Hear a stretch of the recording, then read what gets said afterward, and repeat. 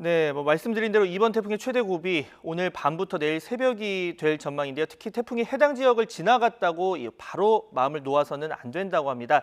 정창삼 인덕대 토목공학과 교수 연결해서 이 태풍 시의 행동 요령 등에 대해서 자세하게 알아보겠습니다. 네, 교수님 나와 계시죠? 네, 안녕하십니까? 네, 안녕하세요. 예. 자, 태풍 보통 뭐 많은 비와 강한 바람 탓에 이 피해가 생기게 되는데 이번 태풍 일단 위력부터 보겠습니다. 어느 정도나 되는 겁니까? 지금 현재 중심 기압이 998 헥토파스칼로 좀 소규모에 해당됩니다. 하지만 지금 어제 저녁 이후에 세력이 다소 약해지긴 했습니다. 예를 들어서 보면 최대 풍속이 초속 24에서 한 20으로 약해지긴 했지만 여전히 시속으로 치면 70km 이상이기 때문에 굉장히 위험하고요. 그리고 지금 현재 가을 장마하고 겹치기 때문에 굉장히 아직까지는 우리가 위험하다. 그리고 많은 분들이 태풍이 소멸되면 열대 저기압으로 바뀌면 이것들이 태풍이 없어진다고 생각하지만 이름만 바꿀 뿐이지 세력은 그대로 유지하고 있기 때문에 우리가 계속 주의해야 되는 그런 단계라고 할 수 있습니다. 네, 그러니까 바람의 세기는 조금 약해졌지만 또 많은 수증기를 담고 있기 때문에 이제 비 피해는 좀 우려가 될 수 있는 상황인데 네.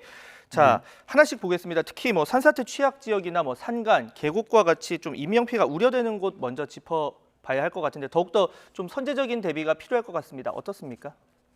지금 현재 우려되는 것은 아직까지 휴가 막바지이기 때문에 뭐 캠핑이라든가 하천 주변에 계시는 분들이 있기 때문에 일단 대피가 필요할 것 같고요. 그리고 저희가 가을 장마가 와서 산악 지역의 배수로 같은 데 토사들이 많이 쌓여 있습니다. 이런 것들이 쌓이게 되면 배수 체계가 나빠져서 산사태 같은 것들이 날 수도 있고요. 그래서 우리가 배수 체계를 좀 정비를 해야 되는 부분이 있습니다. 그리고 저희가 태풍이 남해안에 도착하는 저녁 10시경이 만조 시간하고 겹치기 때문에 배수 불량이 생길 수 있기 때문에 주의해야 될 것 같습니다. 네, 저 교수님 이번 태풍은 뭐 오늘 밤에서 내일 새벽까지 이제 가장 직접적 영향을 주다 보니까 밤이라서 다니는 사람이 없는 건 좀 다행인데 대신에 또 무방비 상태에서 피해를 입을 수도 있을 것 같다는 생각이 듭니다. 이 태풍 관련한 행동 요령도 좀 짚어볼까요?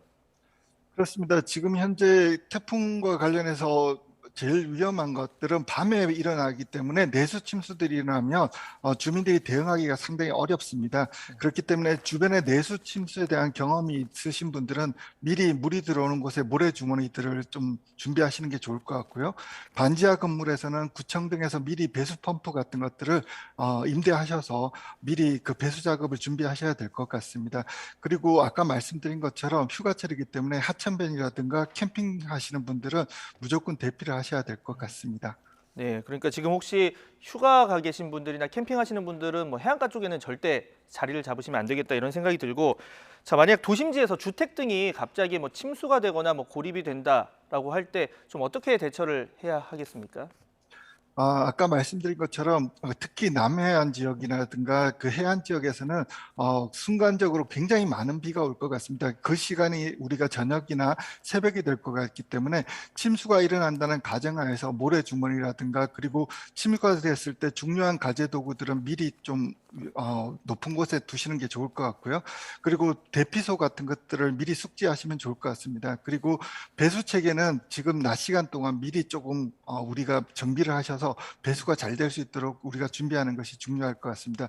그리고 또 아까 말씀드린 것처럼 지금 코로나와 관련해 가지고 임시 대피소 천막 시설들이 많기 때문에 지금 사전에 준비해서 피해가 없도록 준비해야 될 것 같습니다. 네.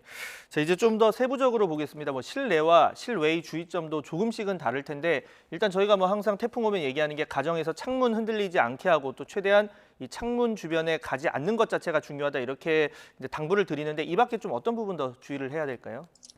그렇습니다. 이 태풍이 지금 현재 그 남해안 지역에 보면 창원이라든가 부산 쪽을 지나기 때문에 많은 강풍이 예상됩니다. 특히 빌딩풍들이 발생하기 때문에 창문이 흔들리지 않게 고정을 해주셔야 됩니다. 그래서 대부분의 창문의 파손은 흔들림으로 발생하고 그다음에 기압차에 의해서 발생되기 때문에 기압차를 생기지 않도록 문을 단단히 고정해 주시는 게 중요할 것 같고요. 그리고 저녁 시간에는 가급적 주무실 때는 창문에서 조금 떨어진 지역에서 주무시는 게 좋을 것 같습니다. 그리고 대부분 침수가 일어난 지역에서는 밤새 방송이라든가 바깥 상황을 항상 예의주시하는 게 중요할 것 같습니다. 네. 예전에 이 도심 같은 경우에는 빌딩풍이라고 해서 이제 도심 주변에 워낙 높은 건물이 많다 보니까 그 사이에서 더 바람이 강하게 부는 경우도 있었고 이번에 예보를 보면 뭐 초속 30m 이 안팎의 이 바람이 불 것이다. 뭐 이런 얘기도 나오고 있습니다. 아무래도 도심지에서는 간판 같은 것도 많고 해서 더 위험할 것 같은데 좀 어떤 부분 주의를 해야 될까요? 다행히 이 태풍이 내습하는 시간이 저녁 늦게 또는 새벽 중이고 또 저희가 4단계 주이기 때문에 야간에 우리가 이동량은 적진 많지는 않을 거라고 예상을 합니다만 그럼에도 불구하고 이 남해안 지역에서는 야간 지역의 가급적 이동을 방지하시는 게 좋을 것 같습니다. 집에 머무르시는 게 중요할 것 같고요. 특히 빌딩풍이 발생하는 그 해운대라든가 이런 빌딩 지역 주민들은 야간에 반드시 그 이동을 자제하시는 것이 좋을 것 같습니다. 그리고 누전에 대한 위험도 있기 때문에 저희가 가로등이라든가 물 구경을 하기 위해서 바깥에 나와서 가로등이라든가 신호등 주변에서 머무시거나 손을 대는 행위 등은 자제하시는 게 좋을 것 같습니다. 네, 교수님 마지막으로 하나만 더 짧게 여쭤보겠습니다. 이 뭐 태풍 영향권에서 벗어났다 하더라도 이제 안심을 할 수가 없는 게 뭐 그 뒤에도 여러 가지 이제 취해야 될 조치가 있다고 하는데 어떤 게 좀 필요할까요? 지금 현재 제일 위험한 것은 지금 수확기에 해당되기 때문에 농산물들이 많이 낙과라든가 피해가 일어날 수 있습니다. 그래서 방역 조치들을 하는 것이 중요할 것 같고요.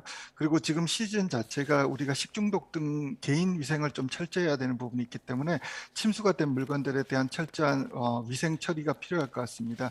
그 외에도 만일 침수된 주택이 있다 그러면 환기라든가 전기 차단, 가스를 배출하는 행위라든가 이런 것들을 매뉴얼에 따라서 잘 해주실 필요가 있고요.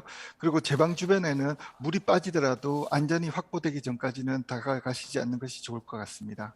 네, 태풍이 오고 나서 점검을 하면 늦으니까요. 지금부터 이제 저녁까지 조금 시간이 있으니까 뭐 주변에 배수로라던가 좀 꼼꼼히 점검을 해봐야 할 것 같습니다. 네, 지금까지 인덕대 토목공학과 정창삼 교수였습니다. 네, 오늘 말씀 감사합니다. 감사합니다.